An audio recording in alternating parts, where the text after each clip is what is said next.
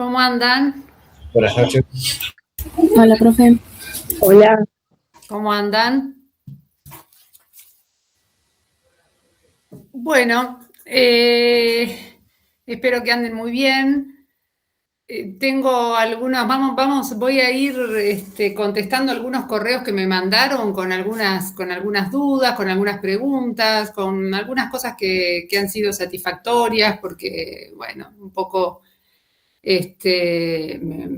me comentan que les interesa el curso, que les resulta difícil, pero que les interesa, que hay cosas que son complejas, bueno, en fin, cosas que les voy a ir contestando en general en las clases. A veces puedo contestar a cada uno, respondo medio brevemente, pero siempre les digo que les voy a contestar en las clases todas las dudas, pero bueno, he leído todos sus correos y me gustan las dudas que surgen de las clases.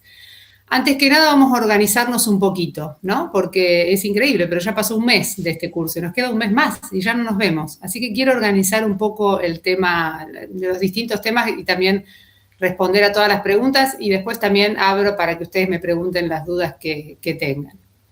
Primera cuestión, les subí las consignas del trabajo que ustedes me habían pedido, espero que lo hayan podido ver, las consignas para el trabajo final. Las subí por cartelera y se las puse ahí en el campus. Había gente que tenía dificultades con el campus, por ahí se las pueden facilitar en el grupo general que tienen. ¿Hay alguna duda en relación con las consignas del trabajo? ¿Alguna cuestión que no haya quedado clara y me quieran consultar? Buenas noches, profesora. Buenas noches a todos. Quería preguntar si tenemos que ir mostrando, digamos, el grado de avance del trabajo o directamente se envía terminado y usted después hace una devolución. Bien, bueno, vamos a hablar un poco de eso justamente ahora. Yo les sugiero lo siguiente. Ustedes primero, ahí siento un ruido que no sé qué es que alguien, admitir dice un invitado. ¿Y quién es un invitado? Un usuario, bueno, parece que la persona es Andrés Eisenberg. Si ustedes lo tienen en el grupo, le dicen que se conecte con el correo académico, a Andrés Eisenberg. Ulises, yo no sé si estás por ahí, te saludo. ¿Está Ulises o no se conectó todavía? Hola Dolores, sí, estoy acá. Bueno, listo. ¿Cómo andas? ¿Bien? Bien, ¿vos? Bien, todo bien. Bueno, entonces, yendo a los trabajos. Fecha estimada de entrega se las puse ahí, más o menos el 27 de abril, pero puede ser antes. ¿Cómo arrancamos? Pregunta de los correos electrónicos, de los mails que les contesto ahora. Primero arrancamos como les dije, tema teórico, o sea, sustento teórico para que ustedes se orienten en esta materia, el capítulo 7 de Nino. Ya se los dije varias veces en decir, esta mujer repite y repite, pero es que ese es el contenido teórico central. Eso es lo que todos ustedes tienen que leer, lo que tienen que comprender. Ese capítulo es la hoja de ruta. Esa es la hoja de ruta, para no perdernos en la metaética, en la ética normativa y demás, más allá digamos, de nuestras clases, ¿no? Que están para que yo les aclare lo que ustedes no entienden y para que yo les sume más cuestiones. Esa es la hoja de ruta, el capítulo 7 de la valoración moral del derecho de la obra de Nino. Después cada uno de ustedes, en forma individual o grupal, porque pueden elegir hacerlo de a 3, como dijimos, con un máximo de 3 o de a 2 y demás, van empezando a pensar el tema, ¿no? Lo van empezando a pensar. Es un tema ético de debate. Hoy justamente pensé en hablar con ustedes de un tema que me impactó mucho, pero lo voy a dejar para la próxima clase porque hoy tenemos muchas cosas, que es una cuestión de eutanasia que se resolvió hoy en España, lo habrán leído, lo habrán escuchado, muy, muy impactante, muy difícil desde el punto de vista, bueno, moral, desde el punto de vista humano también, ¿no? Sobre todo, y desde el punto de vista jurídico, porque estas cosas, aunque a uno les parezcan lejanas, las resuelven los jueces, y los abogados también intervenimos en estas cosas. Por eso yo insisto en dar estas herramientas en la carrera de Derecho ya cuando ustedes están terminando, para que no se olviden de que van a, además de actuar con las normas, ya sean jueces o abogados, van a tener que resolver también con las cuestiones morales, mucho van a tener que resolver con las cuestiones morales. Entonces, toman un tema que les interese y ustedes lo van a abordar teniendo como eje el capítulo 7 de Nino. Ese es el hilo conductor, la hoja de ruta de ustedes. Después, ¿qué va a pasar después? De acuerdo al tema se abren ventanas de 20.000 autores, pero no van a ser las mismas ventanas para todos, porque alguien va a hablar o alguien se va a interesar por la eutanasia, pero a otro quizás le interese la pena de muerte, y a otro quizás no le interese ninguna de estas cuestiones puntuales, sino, por ejemplo, no sé, el utilitarismo, por ponerles un tema, y su conexión con la metaética, ¿no? Siempre hay que conectar con la metaética, esto también lo vamos a ir hablando. Entonces, cuando ustedes tengan definido el tema, ahí sí vamos a poder hacer, que es lo que me preguntabas vos recién, Karina, un seguimiento más personal, porque yo sí los voy a poder orientar. Si ustedes me dicen, mire, yo la verdad que a mí me interesan los intuicionistas, bueno, listo, yo puedo decirte, mira esto, lee esto, vayan por este lado. O alguien me dice, no, a mí en realidad lo que más me importó son las teorías deontológicas, o las teorías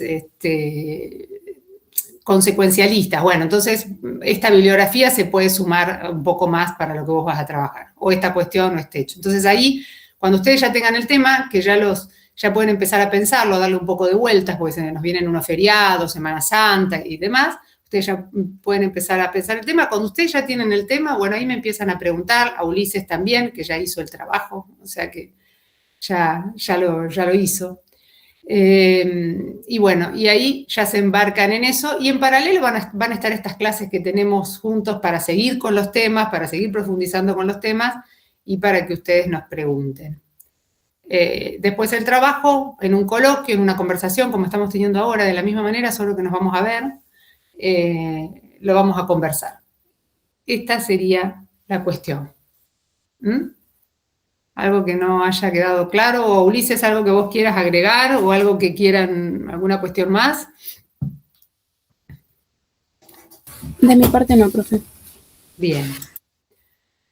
Bueno, hoy yo había pensado lo siguiente. En la clase pasada estuvimos viendo aquel video que mezcló un poco la metaética con la ética normativa, y que en realidad yo con ese video, que no lo vimos todo, vimos la primera parte, del dilema del tranvía, a todo esto igualmente ustedes lo tienen en el campus virtual. Van a ver que en alguno de los elementos hay una especie de link ahí de YouTube donde lo pueden ustedes mirar solos también. Pero de todos modos, igual hoy por ahí en el último tramo de la clase lo terminamos. Pero yo con estas cuestiones, con este video que compartimos de la situación del maquinista y la decisión del maquinista y demás, lo que quería era empezar a mostrarle los problemas o los dilemas morales en la práctica. Que ustedes ya no lo vieran como una cuestión meramente teórica, que hoy voy a volver igual a la teoría, porque necesito que avancemos con un poco de teoría. Pero yo quería que ustedes vean que los problemas morales se presentan en la práctica, los dilemas morales se presentan en la práctica. Este maquinista que dice, ¿qué hago? Desvío el tren de su recorrido, puedo salvar 5 vidas, salvo... No, pero lo que corresponde es que el tren siga y que se produzca lo que se tiene que producir. Y después meritúa las vidas, pero esta vida es joven, las otras vidas son vidas que ya están concluidas. Bueno, estos son los dilemas morales que se empiezan a estudiar. Y esto mismo se lo plantearon los filósofos morales, no es algo distinto. El filósofo moral se planteó el utilitarista, que es el que está muy mencionado ahí. Hoy en el video, en la última parte del video, vamos a ver a los deontológicos. El utilitarista se pregunta esto, dice, ¿pero por qué? Si yo puedo maximizar la felicidad de la mayoría, ¿por qué tengo? Eso es lo correcto, eso es lo que debe producirse, lo que debe ser. Y ahí se empiezan a plantear estos dilemas que, fíjense ustedes que concluye en una pregunta que es, ¿qué es lo correcto? ¿Qué es lo bueno? ¿Qué es lo que está bien? ¿Qué es lo que está bien? Esta es la pregunta de la metaética, ¿qué es lo que está bien? Y mejor dicho, la pregunta de la metaética es si hay algo que esté objetivamente bien. Y en este caso de la eutanasia, de esta joven que pedía hoy o pidió en España, y no pude ver el desenlace si finalmente le practicaron la eutanasia hoy o no. Sí, profe, lo realizaron.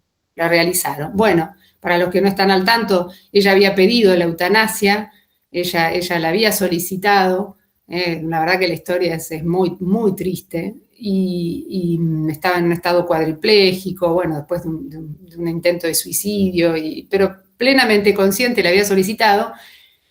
Y el dato distinto es la oposición del padre, no de la madre, del padre que judicialmente inicia acciones judiciales para impedir la acción. Por eso esto se demoró mucho tiempo más, ¿no? Porque está la decisión de la joven que quiere terminar con su vida, las acciones de los sectores cristianos digamos, o amparos de algunas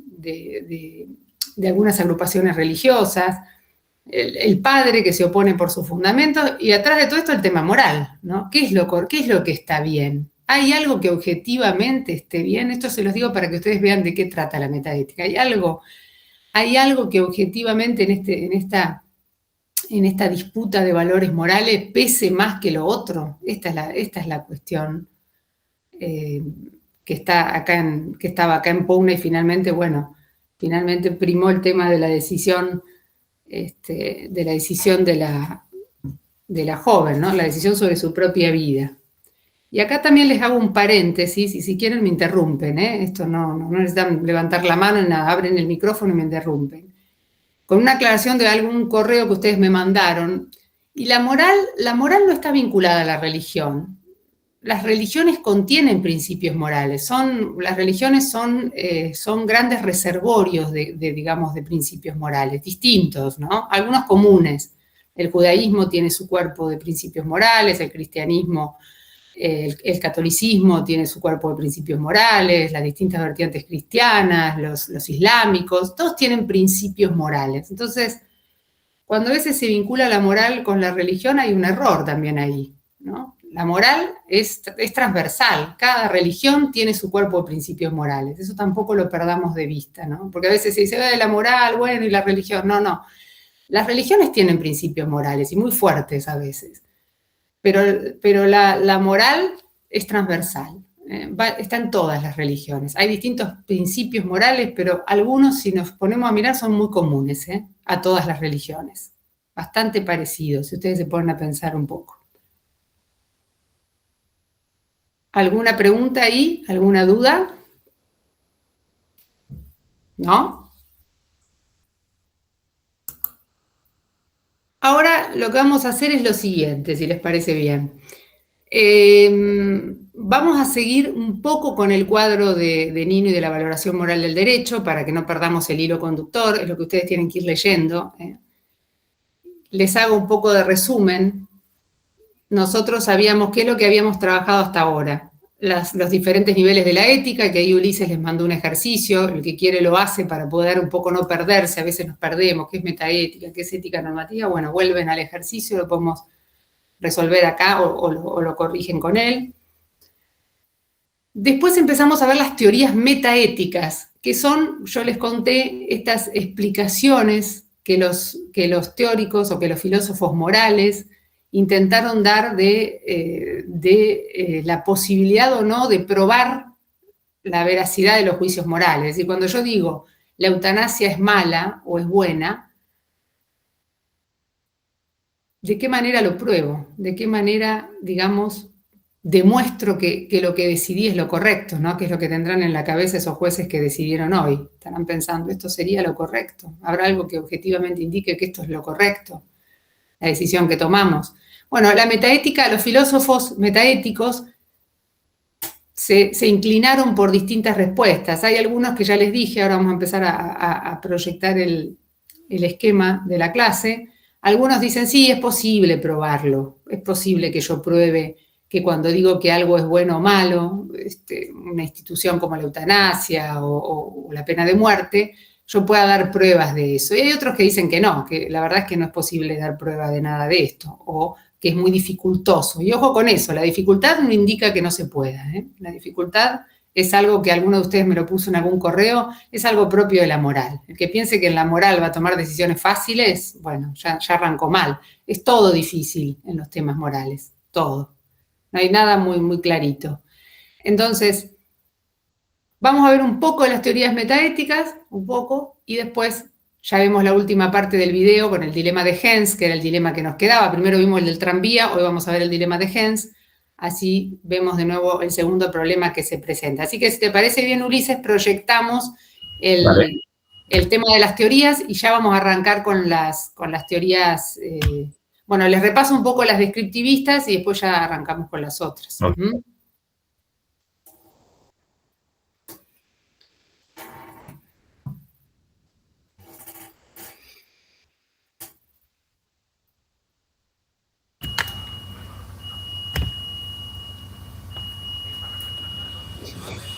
Ahí, Perfecto. ¿se ve bien? Sí, sí, se ve. Se ve bien, ahí pasamos, los niveles de la ética ya lo hemos dejado. Ujú. Y acá nos detenemos un poquito, antes, Vale. ahí, perfecto. Bueno, ustedes saben que estos son los dos grandes grupos, ¿no? De las discusiones metaéticas. Uno son los descriptivistas, podríamos decir que son los que sí creen en la posibilidad. Dicen, sí, es posible justificar racionalmente los juicios morales, lo podemos hacer por una sencilla razón, porque ellos describen unos hechos y podemos corroborar con esos hechos. Podemos corroborar el juicio moral con esos hechos. Ahora lo vamos a ver en un ejemplo práctico. Y los no descriptivistas dicen que no es posible justificar racionalmente un juicio de valor. Recuerden que un juicio moral o un juicio de valor es la eutanasia es mala, o la eutanasia es buena, o la eutanasia es correcta, o la eutanasia es incorrecta. Eso es un juicio moral. Lo que me está diciendo el descriptivista es que yo ese juicio lo puedo probar, como pruebo una ley de la física, por ejemplo. Y lo que me está diciendo el no descriptivista es que no lo puedo probar. Estas son opiniones, gustos, preferencias, que acá no hay nada demasiado serio científicamente. ¿Se entiende la diferencia o no? Si no se entiende, dicen no entiendo, así de sencillito. Vamos a lo que sigue.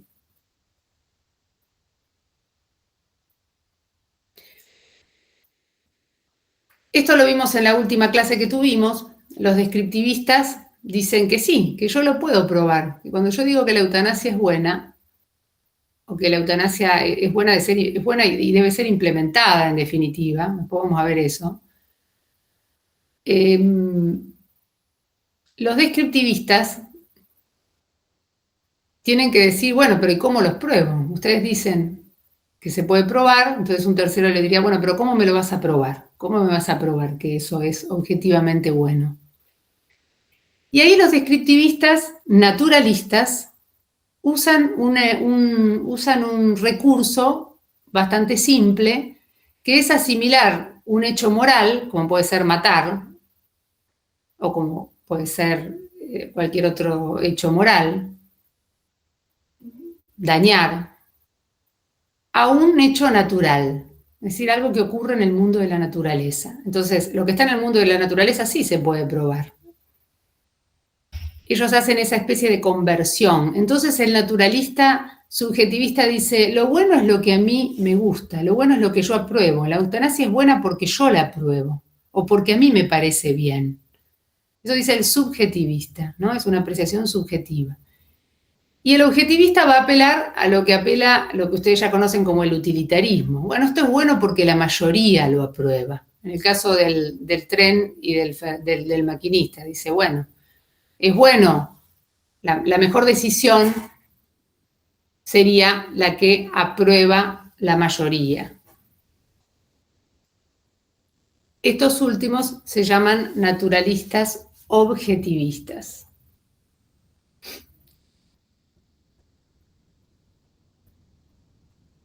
Dentro del campo de lo que son los descriptivistas, es decir, todos estos que creen que podemos dar prueba de un juicio de valor, están aquellos que dicen, no, pero no es posible trasladar un hecho moral a un hecho natural, porque no son la misma cosa.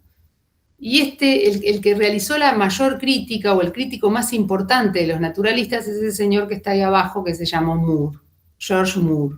Moore es el representante o el más importante de una escuela que se llamó el intuicionismo. Y Moore lo que sostenía es que, en realidad, ¿cómo hago yo para saber que algo es bueno o malo? ¿Cómo hago yo para saber que la eutanasia está bien otorgada en un caso o no, o en otro? ¿Cómo hago yo para saber que es malo torturar a una persona? Moore dice, existe una facultad moral que se llama la percepción moral, o una especie de intuición moral, que hace que las personas podamos captar la bondad o la maldad de los actos. Ahora, esto que los críticos de Moore pretendieron, digamos, caricaturizar un poco, diciendo, bueno, Moore cree que hay un olfato moral, que andamos ahí olfateando lo bueno y lo malo, ahí percibiéndolo como podemos percibir los olores y los colores.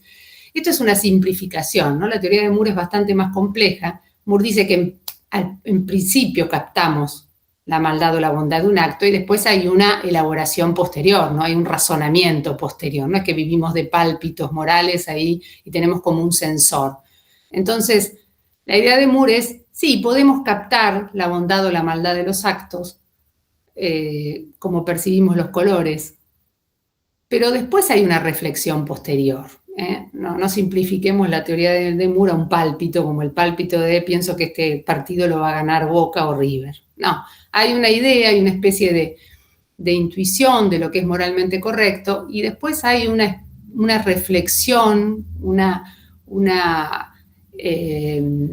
especie de equilibrio reflexivo, como lo llamaba Rawls, una ida entre los hechos a mis reflexiones que a mí me permiten ir deduciendo o infiriendo que algo es bueno o que algo es malo. Entonces, no es tan simple como hay intuiciones y captamos la maldad o la bondad de las cosas. Es un poco más complejo. Profe, me perdí un poco. Estamos viendo la parte de no naturalistas objetivistas y los no naturalistas subjetivistas. Exacto, correcto. Los primeros, los descriptivistas naturalistas, hacen algo simple, que es decir, bueno, si yo quiero probar si un juicio moral es bueno o malo, lo voy a cotejar, lo voy a llevar al campo de lo natural. Entonces, lo bueno es lo que yo apruebo, eso está en el campo de lo natural, lo que me gusta a mí, lo que yo apruebo, o lo que aprueba la mayoría de la población. Por eso son naturalistas, van a los hechos naturales que se producen en el mundo de la naturaleza. Los no naturalistas, que es lo que estamos viendo, que son los que estamos viendo ahora, que son fundamentalmente los llamados intuicionistas, dicen que en realidad yo puedo saber lo bueno o lo malo a través de una facultad que se llama la percepción moral, que es como una intuición, y que, como les dije recién, en principio es una intuición, pero que después requiere una reflexión posterior, ¿no? Requiere un poco seguir pensando las cuestiones. Es como si yo tuviera una especie de visión inmediata, una especie de evidencia, para decírselo de esta manera, pero que después requiere, como decía Ross, otro famoso intuicionista, requiere mucho de reflexión posterior. Por ejemplo, se los pongo en un ejemplo concreto. Si tuviéramos que decidir como jueces sobre este caso de la eutanasia, ¿qué diría Moore? Moore diría, bueno, el juez probablemente va a tener un sentido de qué es lo que corresponde moralmente hacer. Lo va a tener. Va a tener una especie de percepción de qué es lo correcto en este caso. Si habilitar la eutanasia de la que pide la joven o denegársela como pide el padre. El juez va a tener una percepción moral de lo que está bien en este caso. Una especie de evidencia rápida, como ustedes me dirán, es un flash, y sí, una especie de flash moral, una especie de visión moral. Pero los críticos de los intuicionistas se quedan con eso, y dicen, no, pero qué disparate. Mackie, después les voy a hablar de Mackie, que es un escéptico moral. Mackie, ¿qué decía? Mackie dice, pero si acá no hay nada, es un famoso escéptico moral, esto es todo una locura, no hay valores morales objetivos. Y los intuicionistas con esa idea de la percepción, ¿qué es eso? Andan ahí como un detector viendo lo que es bueno y lo malo, un poco se burla Mackie de todo esto.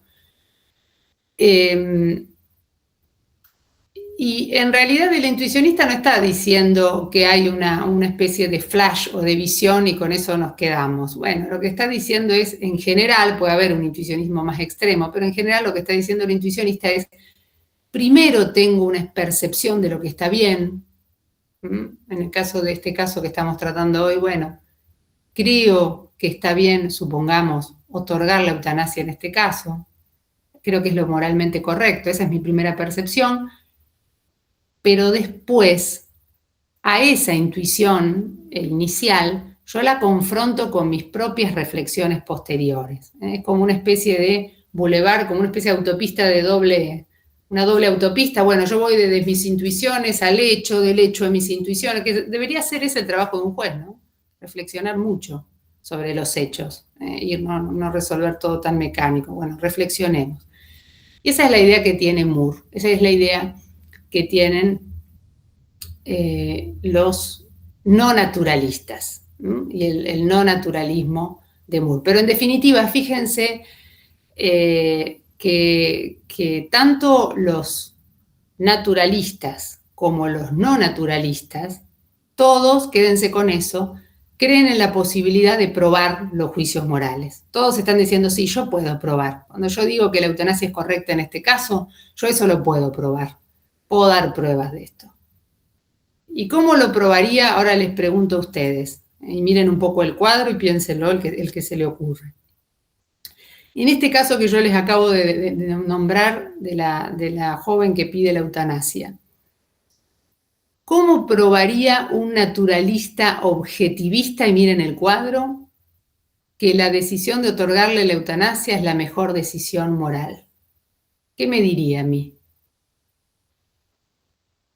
Porque la mayoría de los profesionales que trataron el hecho lo aprueban.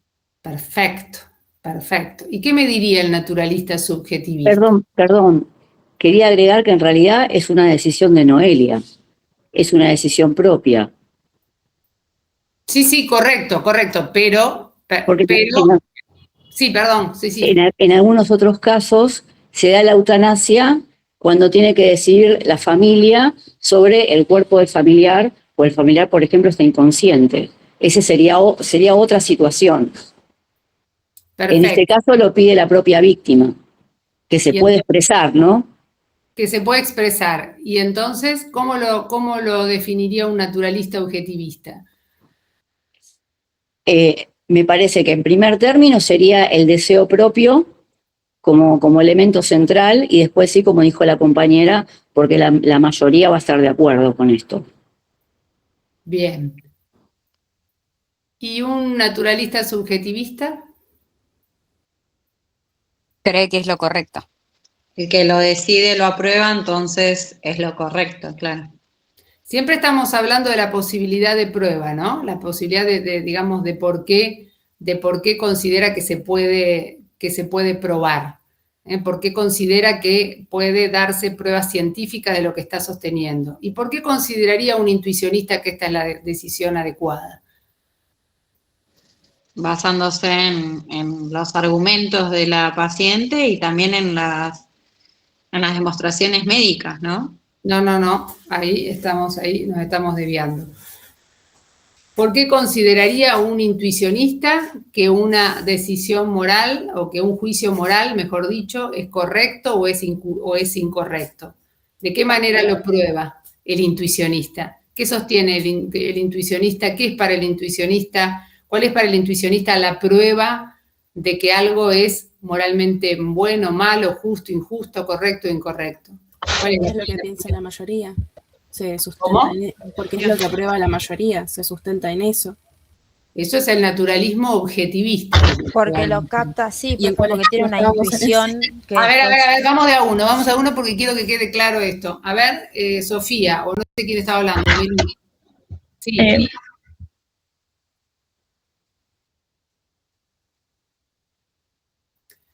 Bueno, la prueba para el intuicionismo correctamente, o por el no naturalismo objetivista, es la intuición en primer término, pero recuerden que después de esa especie de evidencia o de axioma evidente, viene una reflexión racional posterior, ¿no? Recuerden que hay una reflexión posterior. Ustedes dirán, y bueno, ¿y qué me importa la reflexión? Si yo ya primero intuí que era bueno o malo. No, ojo, la reflexión puede ser correctiva. No ocurre siempre, pero puede ser que uno reflexione y que haya una corrección de esa intuición primera. No es lo habitual, pero puede ocurrir. Bueno, todos estos que están acá creen en la posibilidad de la justificación racional. Todos. En definitiva, podemos decir que son lo que se llaman cognitivistas de conocimiento. Dicen, sí, se puede conocer, yo puedo, si yo busco puedo encontrar la respuesta moral correcta y la puedo probar. Recuerden que eso es lo importante, la puedo probar. Profe, Que si no- sí. cuando te referís a que lo podés probar, es que podés probar que está bien, pero al mismo tiempo podés probar que está mal. Podés probarlo de ambos lados, por así decirlo. Depende cómo lo argumentes. No, está muy bien la pregunta. No. Cuando me refiero a que lo puedo probar, me refiero a que esa es la decisión moralmente correcta. Esa y no otra. Esa. De eso se trata la prueba. De que esa es la decisión moralmente correcta y no otra. Es excluyente en ese caso. Puedo dar prueba de eso. Por ejemplo, el descriptivista naturalista tiene una fórmula, el objetivista que tienen ustedes acá, el naturalista objetivista. Que recuerden, no se hagan ensalada igual con esto. Yo les dije, estos son los utilitaristas, ¿no? Estos que tienen acá, los naturalistas objetivistas, dicen que lo bueno es lo que produce la felicidad del mayor número. Solo que no les hablo acá de utilitarismo. ¿Por qué no hablo acá de utilitarismo? Porque acá estamos en la metaética. ¿Y el utilitarismo a qué capita de las tres pertenece? ¿Qué les parece? ¿A qué capa pertenece de la ética el utilitarismo? A la normativa, profe. Exacto, a la normativa.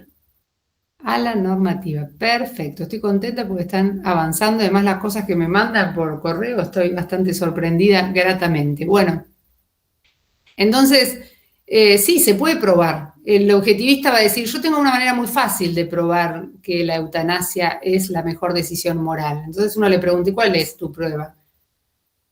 Que la mayoría está de acuerdo. Eso diría un naturalista objetivista. Hacemos una especie de referéndum en la población argentina y preguntamos, ¿usted está de acuerdo con la eutanasia en estas condiciones, con estas características, con estos, recaudos, ¿no? Ponemos todas las situaciones y lo sometemos a un plebiscito. Y resulta que votamos todos y en el plebiscito sale que un 80%, un 70%, de la población, lo que se requiere en la convocatoria, en la consulta popular, aprueba la eutanasia. Profe, a mí lo que no me quedó claro es lo último que estamos viendo ahora, que es esta diferencia entre la no naturalista subjetivista y la no naturalista objetivista de Moore. Sí, a mí tampoco me queda claro, profe.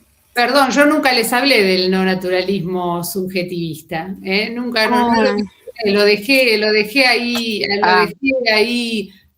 archivado, nunca les hablé. Estábamos viendo entonces el objetivista. Nosotros. Exacto, el no naturalismo objetivista. Ahora, terminando con esto, con esta diferencia, lo que yo les decía es que el naturalismo objetivista tiene esta manera de corroborar en el referéndum que lo bueno es lo que aprueba la mayoría. Tiene esta manera de corroborar, y me contestaría, sí, esto es bueno porque lo aprueba la mayoría. Y la pregunta que viene es la que hizo Moore, la que hizo Moore y la crítica de Moore a los naturalistas, que es la famosa idea de la pregunta abierta. Y la pregunta abierta de Moore fue, lo aprueba la mayoría, pero ¿es realmente bueno? Entonces Moore lo que dice es que los naturalistas no logran resolver el problema de la prueba. Dicen, bueno, que lo apruebe la mayoría no me da elementos, no me da una certeza de que eso sea efectivamente lo bueno. El argumento de la mayoría es el argumento de la pregunta abierta. Para Moore es un poco el argumento con el que Moore critica fuerte y los noquea bastante a los naturalistas. También hay que decir que los que vamos a ver a continuación, que son los no descriptivistas, lo noquean bastante a Moore cuando hablan del tema de la intuición moral y otras cuestiones que vamos a ver después. La teoría sobre la que ustedes me preguntaban, esta de los no naturalistas subjetivistas, son un poco, esta es la famosa teoría del mandato divino. ¿Qué es lo que sostiene la teoría del mandato divino? Que lo bueno, lo correcto, lo justo es lo ordenado por Dios, es lo que Dios determina. Hay una cuestión con la teoría del mandato divino, que es un famoso dilema que planteó Platón ahí en una de sus obras, que se llamó, se los digo así, parece difícil, pero se lo van a acordar igual, que es el dilema de Eutifrón. Eutifrón, así, después se los escribo, si no, o se los pongo por ahí. Eutifrón. Y ese dilema de Eutifrón, que Platón ya lo planteaba, es un problema que tiene la teoría esta. Porque, bueno, uno puede decir, bueno, lo bueno es lo que Dios ordena, lo correcto es lo que Dios exige que hagamos, ¿no? Que es una explicación religiosa, es la teoría divina, el mandato divino. Bueno o correcto es lo que Dios ordena. En este caso de la eutanasia también podríamos decir eso, bueno, podríamos decir, bueno, lo que hay que resolver o lo justo en este problema de eutanasia de la joven que pide su propia eutanasia es lo que Dios acá dispone. Entonces uno podría preguntarse, bueno, ¿y qué dispone Dios acá? Supongo que Dios acá dispondrá que no hagamos nada, ¿no? Que la vida siga su curso. Perdón, y también habría que ver cómo se puede enfocar esta teoría en la gente que no cree en Dios. Bien, bien. Pero bueno, esta teoría la sostienen creyentes, ¿no? En la teoría del mandato divino es la teoría que sostiene un creyente en las reglas que Dios propone, ¿no? Y en la forma en la que Dios propone lo bueno, lo malo, lo justo, lo injusto. Pero acá el problema que tenemos, así como todas las teorías tienen problemas, ¿no? Yo no les voy a decir, no, miren, la verdad que esta teoría, todas tienen sus problemas. Después yo quisiera que ustedes vean a ver cuál les convence más, pero todas tienen problemas. Bueno, ¿cuál es el problema que tenemos acá? Este dilema del Eutifrón. ¿Por qué? Bueno, porque Platón lo que planteaba en un diálogo, en un diálogo que está, que se da entre dos personas, es, pero algo es bueno porque Dios lo ordena. Esto se los pregunto a ustedes y con esto ya en un rato los dejo. Porque algo es bueno porque Dios lo ordena o Dios lo ordena porque es bueno. Está bien el dilema, ¿no? Es decir, una cosa es buena porque Dios dijo que era buena o Dios es un razonamiento circular, pone a alguien y logré verlo. Sergio Méndez, logré ver, no sé, estoy teniendo visiones porque nunca logro ver allá abajo lo que ponen. ¿Algo es bueno porque Dios lo ordena o Dios lo ordena porque es bueno? Es una especie de, como puso ahí el compañero, es una cuestión circular. Y este es el problema que tiene la teoría del mandato divino. Bueno, ¿cómo pruebo esto? Es decir, lo correcto, sí. Perdón, sé que suena re tontera lo que voy a decir. No, nada, no es tontera. ¿De Sí. dónde sacan qué es lo correcto que dice Dios? ¿Lo sacan de la Biblia? ¿De dónde? ¿Quién baja del cielo y te dice que esto es la palabra de Dios? Bien, pero ese es un problema de fe, como dijo por ahí la compañera hoy. Eso es una cuestión de fe. Cuestiones de fe, ustedes ya saben que no se discuten, ¿no? Uno adhiere a las cuestiones de fe. Sí, sí. Bueno, una vez es cuando escucha hablar a ciertas personas con tanto fanatismo de algunas cuestiones, ya son casi cuestiones de fe, así que no nos extrañemos de que haya gente que tiene cuestiones de fe, porque hay cuestiones de fe en todo, hay cuestiones de fe en la política, en los deportes, hay cuestiones que ya son casi de fe, no se discuten. Entonces, esto es una cuestión de fe. Entonces, la teoría del mandato divino nos resuelve algunos problemas, porque pónganse a pensar que esto resuelve problemas. Si Dios ya me indica qué es lo bueno, lo correcto, lo justo y lo injusto, ya no tenemos que devanarnos tanto los sesos para poder ver a ver qué es lo que corresponde o qué es lo que hay que hacer, qué es lo que está bien hacer. Claro, no habría jueces en ese caso. No, los jueces se guiarían por lo... Claro, aplicarían esa norma. Aplicarían esas reglas. Pero bueno, esta es la teoría del mandato divino. Todo este grupo que ustedes ven acá, tienen un denominador común que es, creen que puedo probar cuál es la decisión moralmente correcta. ¿Por qué puedo probarla? Porque hay hechos morales, hay valores morales objetivos. Entonces, cuando uno dice, ¿pero qué quiere decir que hay valores morales objetivos? Bueno, que hay cosas que están bien objetivamente, independientemente de lo que opinemos, no opinemos. Esto es lo que tenemos que discutir un poco acá.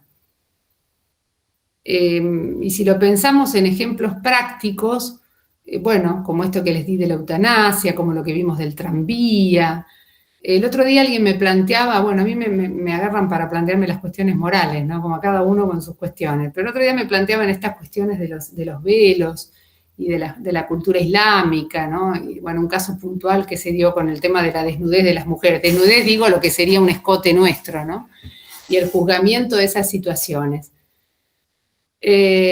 Y entonces el legislador musulmán, por ejemplo, o el jurista o el juez, quizás puedan defender un sistema jurídico que tiene previstas sanciones jurídicas que contienen sanciones morales para la exhibición del cuerpo femenino. Y lo que subyace a eso es, bueno, hay algo que está mal. Está mal mostrar el cuerpo, o está mal exhibir el cuerpo. ¿Está mal objetivamente o está mal relativamente? Entonces ustedes van a decir rápidamente, no, pero eso es algo que está relativamente mal, ¿no? Cada sistema jurídico, ese sistema jurídico está condenando y está castigando jurídicamente que una mujer exhiba su cuerpo. Y yo desde el otro lado diría, pero entonces está objetivamente bien que las mujeres podamos mostrar el cuerpo, ¿o no? O esto es relativo y entonces una legislación puede, digamos, avanzar con una regulación distinta y puede castigarnos por mostrar el cuerpo. Entonces, fíjense cuál es el hilo conductor, que es lo que yo les quiero ir mostrando, entre la objetividad de los valores y el derecho. ¿El derecho puede regular cualquier cosa en aras de esta variación de los códigos morales, entre comillas? ¿O hay cosas que tendríamos que pensar que hay que preservarlas? Es un tema para pensarlo, nada más que para eso. Profe, Sí. así como le había mandado yo en el correo de que habíamos discutido un poco de que para mí el derecho está hecho para el pueblo, pero justamente por eso que cambia según el pueblo y las necesidades, cambia según la ética moral de cada paradigma de cada sociedad.